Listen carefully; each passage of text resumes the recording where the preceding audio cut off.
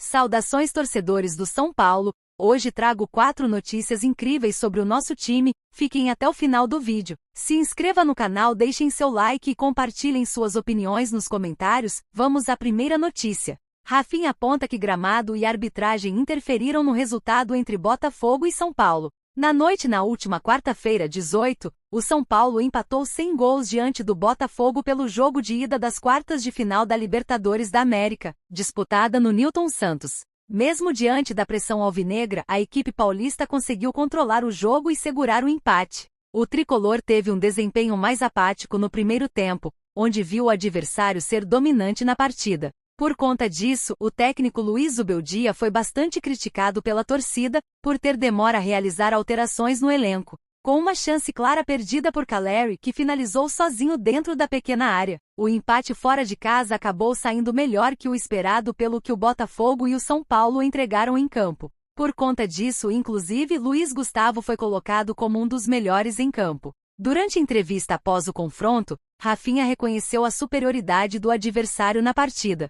Mas, como justificativa, o medalhão apontou os obstáculos enfrentados pela equipe durante os 90 minutos da partida. Jogar aqui é difícil, todos sabem, campo sintético, o jogo muda. Algumas jogadas também poderiam ter sido paradas, poderiam ter marcado falta para a gente. O árbitro deixou o jogo seguir. Quando se joga fora de casa, segurar um pouco mais a bola é complicado, tem que respeitar a equipe do Botafogo, em um momento muito bom, mas estamos vivos. Vamos levar a decisão para casa e em casa sabemos do nosso poder. Soubemos sofrer, mas no segundo tempo melhoramos muito, completou Rafinha. O São Paulo precisou contar com a sorte na primeira etapa para não ter saída com a derrota, diante da superioridade do adversário no ataque. Entretanto, contou com a sorte de bolas na trave e erros de finalização. No primeiro tempo sofremos muito ataque do Botafogo, time com ataque muito forte. Conseguiram finalizar muitas vezes. Tentamos sair jogando, ficar com a bola, a pressão deles estava bem encaixada. Mas jogo de Libertadores é assim, pegado. No segundo tempo conseguimos igualar, ficar mais com a bola, tivemos chance com Caleri e apontou. Segunda notícia. Lucas Moura busca o apoio da torcida do São Paulo para avançar diante do Botafogo na Libertadores. Mesmo diante da pressão que a equipe alvinegra colocou na última partida, o tricolor conseguiu segurar o resultado para levar a decisão para o Morumbis. Com esse resultado, a equipe mantém a melhor defesa da competição.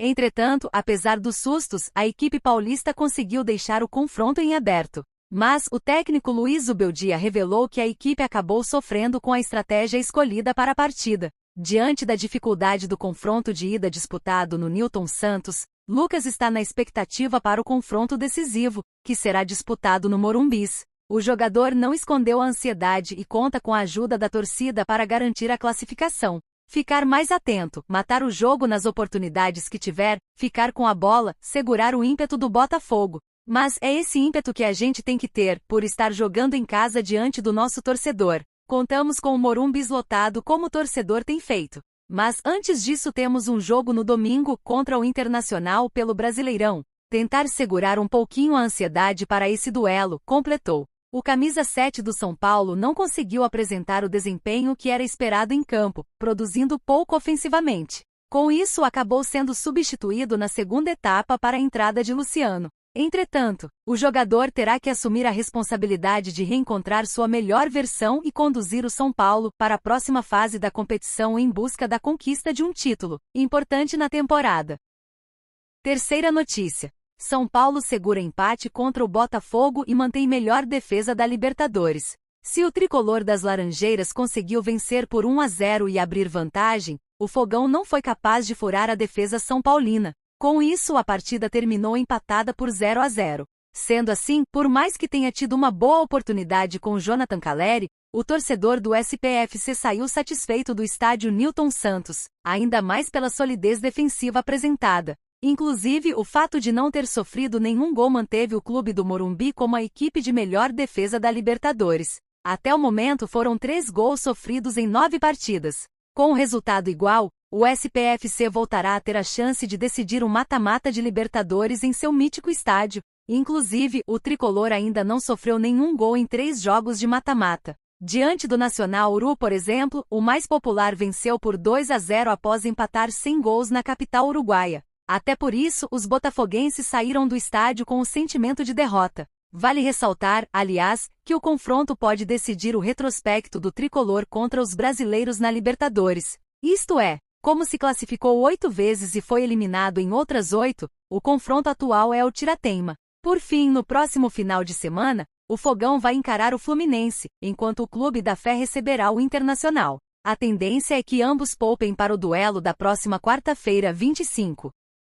Quarta notícia. Galopo é cortado de jogo da Libertadores e vê tempo em campo despencar no São Paulo. Cortado da delegação que viajou ao Rio de Janeiro para a partida contra o Botafogo, pelas quartas de final da Conmebol Libertadores, o meia Juliano Galopo viu sua participação em campo pelo São Paulo despencar nos últimos meses, sob o comando de Luiz Zubeldia. Nos primeiros 17 jogos do treinador, entrou em 11, sendo titular em 5.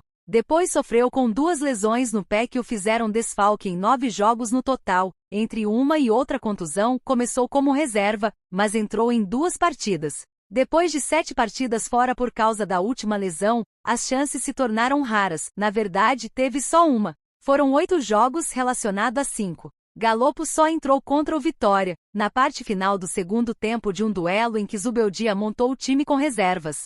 Desde que foi titular pela última vez, numa atuação bastante criticada contra o Vasco, Galopo soma apenas 88 minutos em campo. Ele participou de 4 dos últimos 22 jogos da equipe. É um cenário que causa incômodo no atleta, que teve uma proposta do Rosário Central na última janela de transferências, além de sondagens do Boca Juniors. Pessoas próximas a Galopo veem como estranha a falta de oportunidades de Zubeldia ao jogador, mas evitam aprofundar as críticas. Na última terça, após ser cortado da delegação que viajou ao Rio, Galopo postou uma longa mensagem em uma rede social que terminava com: "A vida sempre premia os que nunca se rendem." Ao recusar a oferta do clube de Rosário, Galopo tinha, como plano, recuperar espaço no São Paulo para se reaproximar do sonho de jogar na Europa, algo que, ele entende, ficaria mais distante ao retornar a seu país. O São Paulo não era inflexível a uma venda do meia, e cartolas admitiam conversar com clubes interessados, mas os valores que chegaram ao Morumbi foram considerados baixos.